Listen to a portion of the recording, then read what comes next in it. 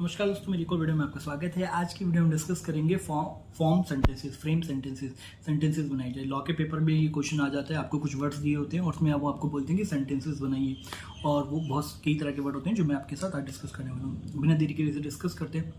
पहला वर्ड है abandonment.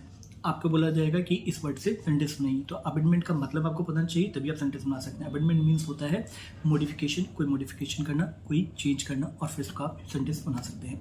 Contempt आपने सुना होगा, कोर्ट की तौहीन करना, कंटेम्प्ट ऑफ कोर्ट मतलब वायलेशन, तौहीन करना, वायलेशन करना, इसको कंटेम्प्ट बोलते हैं।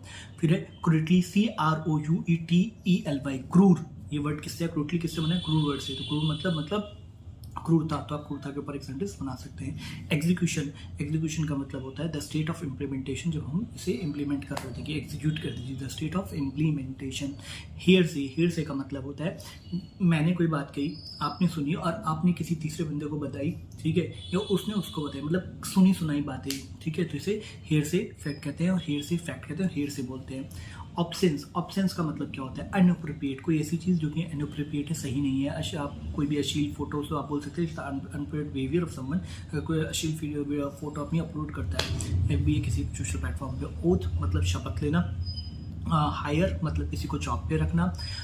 वाइडेबल का मतलब होता है कॉन्ट्रैक्ट के अंदर किसी भी एक्ट को मानना या मत मानना, ठीक है। वाइड मतलब तो हो गया कि नहीं, इग्नोरेंस, ठीक है, वाइड कर दिया। वाइडेबल होता है मानो या मत मानो, आपकी मर्जी, इग्नोर भी कर सकते हो, नहीं भी कर सकते हो, आपके ऊपर है। इजेक्टमेंट का मतलब हो गया था ये हमारा एक एक्ट है जिसके थ्रू हम जो है अपनी जो प्रॉपर्टी पे जो अपना राइट है वो हमसे रिकवर कर सकते हैं। The act through which we recover our right, इसे इजेक्टमेंट बोलते हैं, अपनी लैंड को रिकवर कर सकते हैं। उसके बाद आ जाता है डिस्चार्ज मतलब छोड़ देना। इनसेंस का मतलब होता है INCANE, इंसेन का मतलब होता है क्रेजी और मेंटल, चाहे वो बंदा क्रेजी है या मेंटल, से इंसेन कहते हैं। बोनाफाइड, जब आप किसी आपकी टीचर की ज्वाइनिंग होती है या फिर गवर्नमेंट जॉब में ज्वाइनिंग होती है, बोलते हैं बोनाफाइड लेके आओ। बोनाफाइड का मतलब होता है रियल, ठीक है, रियल, कोई रियल चीज़ लेके आओ, ठीक है। रियल और प्राइमरी से आप रियल बोल सकते हो या प्राइमरी बोल सकते हो, या सॉरी रियल प्राइमरी नहीं, रियल और जीनियस, आप इसे रियल बोल सकते हो, जीनियस बोल सकते हो। कोई ऐसी चीज़ जो कि रियल और जीनियस है तो आपसे बोनाफाइड मंगवाते हैं कि आप यहाँ के रहने वाले टर्म शंटम उसमें लिखा होता है, तो मतलब रियल और जीनियस को आप यूज़ करके बोनाफाइड के लिए सेंटेंस बना दीजिए।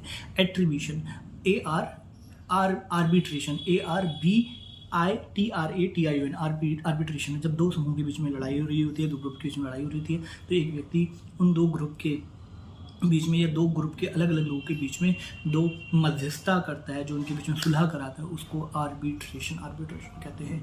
डीजोर, DEJURE, डीजोर मतलब राइटफुल फॉर एंटाइटल, मतलब वो राइटफुल है एंटाइटल के लिए, जैसे प्रॉपर्टी का सक्सेशन होता है, तो आप डीजोर है, राइटफुल है फॉर सक्सेशन, ठीक है, तो राइटफुल फॉर एंटाइटल, डीजोर, इसको डीजोर बोलते हैं। अगर इसी को कोई पूछ लेता है डी फैक्टो, अगर डी फैक्टो का मतलब होता है समथिंग एग्जिस्ट, जो कुछ एग्जिस्ट करता है, either the accepted by for law और नॉट डजंट मैटर, मतलब कुछ एग्जिस्ट करता है, वो लॉ से माने या ना माने, उसे डी फैक्टो बोलते हैं। और डीजोर उसे बोलते हैं जब राइटफुल फॉर एंटाइटलमेंट होता है। एक्सपार्टा का मतलब होता है कि जब कोर्ट में हियरिंग के लिए कोई केस डालता है प्लेंटिफ डिफेंडर के अगेंस्ट, अगर जो कोर्ट है वो हम जो हियरिंग है उसे आगे चला रहा है, या फिर डिस्कशन जो है, जो डिसीजन है वो दे देता है, ठीक है, किसके बिना डिसीजन दे देता है? दूसरी पार्टी के बिना, उसे एक्सपार्टा कहते हैं। प्राइमरी फेशिया, ठीक है, I love to my college as an prima facie, मैं एग्जांपल दे सकता हूँ, मतलब पहली साइट में जब पहली बार में जो प्यार होता है उसे प्राइमा फेशिया कहते हैं, मतलब फर्स्ट साइट, ठीक है, मतलब आपने फर्स्ट साइट देखते हैं आप समझ गए कि मर्डर क्या है, प्राइमा फेशिया आपको समझ आ गया।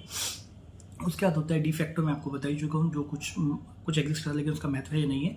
एक्स पास्ट फैक्टो, ठीक है, एक्स मतलब पुराना, पास्ट फैक्टो मतलब जो जिस समय आपने जो क्राइम किया था उसी समय के लॉ के हिसाब से आपको जो है सज़ा मिलेगी, नए कानून के हिसाब से सज़ा नहीं मिलेगी।